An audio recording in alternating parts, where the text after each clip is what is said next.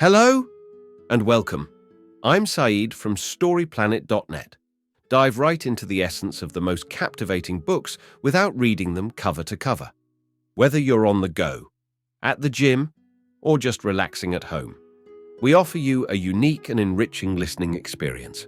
Today, we are exploring the book, The Education of Brett Kavanaugh, a creation by Robin Pogrebin and Kate Kelly.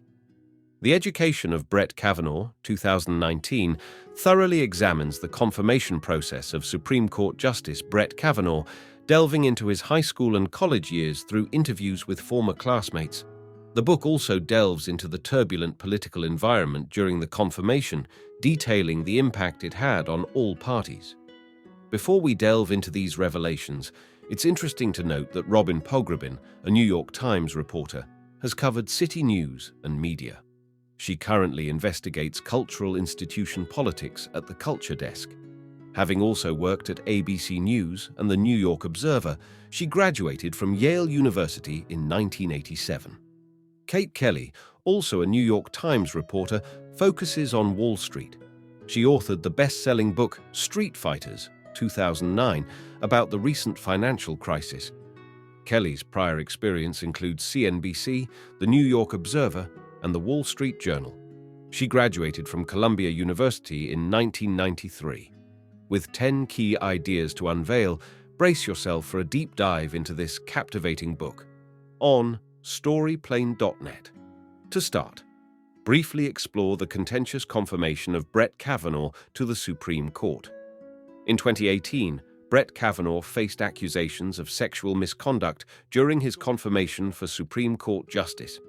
The allegations, amid a politically charged climate, caused widespread outrage. Authors Robin Pogrebin and Kate Kelly conducted extensive research and interviews to uncover the facts and complexities of the story. Their work highlights the nuances of the case and the lack of clear resolutions. Key idea number 1.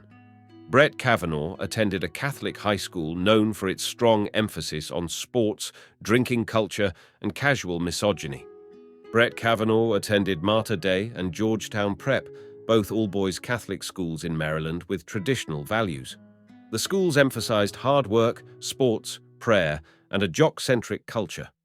Georgetown Prep had mandatory religious courses with exorcism lessons, focused on sports, and had a culture of casual violence, hazing, and misogyny. Students exhibited a general attitude of male dominance and derogatory views towards women, as seen in the school's underground newspaper. Key idea number 2. Christine Blasey Ford accused someone of an incident in 1982. Brett Kavanaugh and his friends were known for heavy drinking at Georgetown Prep. Allegations arose about Kavanaugh's involvement in a sexual assault incident in 1982 with Christine Blasey at a house party. Blasey recalls being assaulted by Kavanaugh and his friend Mark Judge, with Judge seemingly complicit. Kavanaugh allegedly groped Blasey, attempted to remove her clothes, and covered her mouth when she tried to call for help. Blasey managed to escape to a bathroom and heard Kavanaugh and Judge laughing drunkenly as they left. Key idea number 3. Kavanaugh's college years involved a mix of drinking and studying. Blasey was deeply affected by a traumatic incident at a house party, feeling ashamed and not telling her parents about it for a while. Despite struggling academically after the event, she eventually obtained advanced degrees.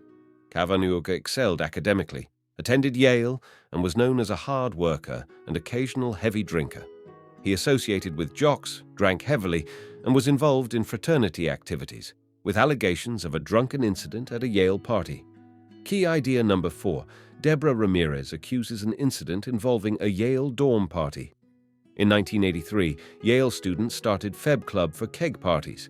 Deborah Ramirez, a classmate of Brett Kavanaugh, alleges an incident involving Kavanaugh at a party.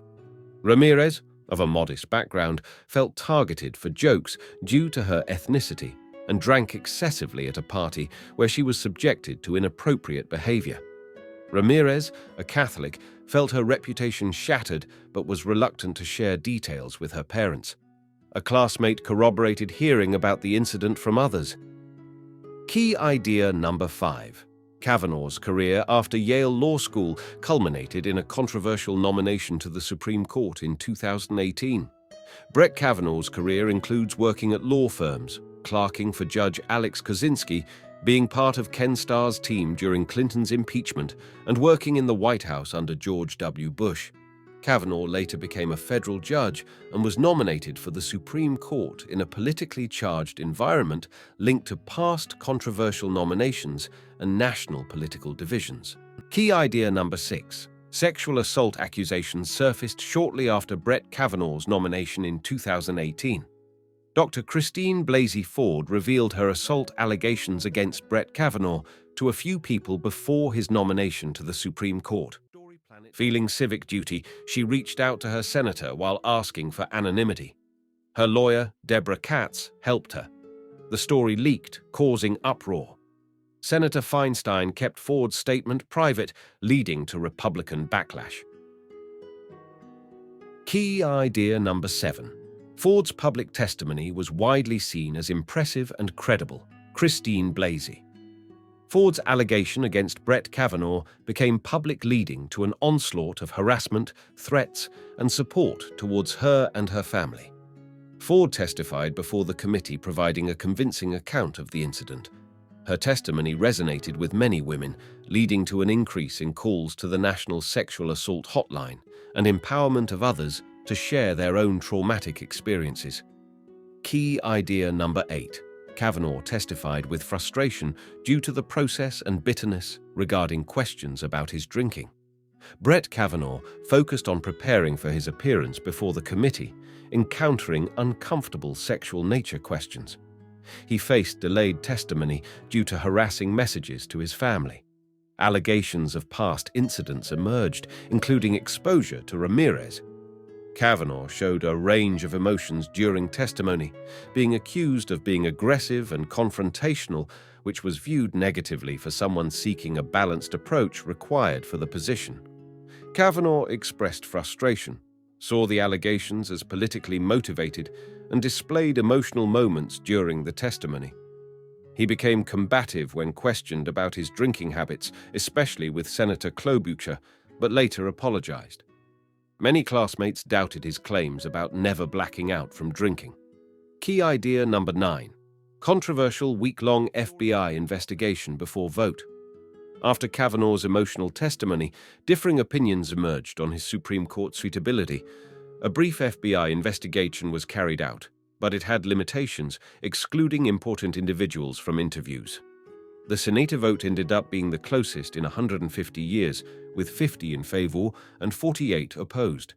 The process included unusual access to the FBI report and left lingering doubts surrounding Kavanaugh's honesty and the investigation's thoroughness. Key idea number 10. There is potential for positive change in Kavanaugh's behavior since his younger days. Brett Kavanaugh's mother used common sense to test legal points. Kavanaugh's accounts of past drinking behavior were questioned, and it was suggested he may have evolved. Despite allegations affecting closure for accusers, Ford's testimony empowered others to speak up about past traumas. Kavanaugh's professional demeanor and efforts to promote gender equality were acknowledged.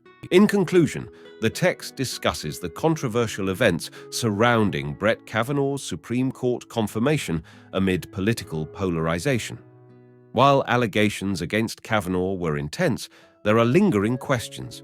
Evidence suggests past trauma, but also points to considerate behavior in adulthood. Accusers faced scrutiny, but empowered other women to come forward. The text also suggests reading Engines of Liberty by David Cole for insights on how ordinary individuals can make a difference in addressing injustices. Thank you for listening to this summary. If you enjoyed this exploration, we invite you to discover other fascinating books on storyplanet.net.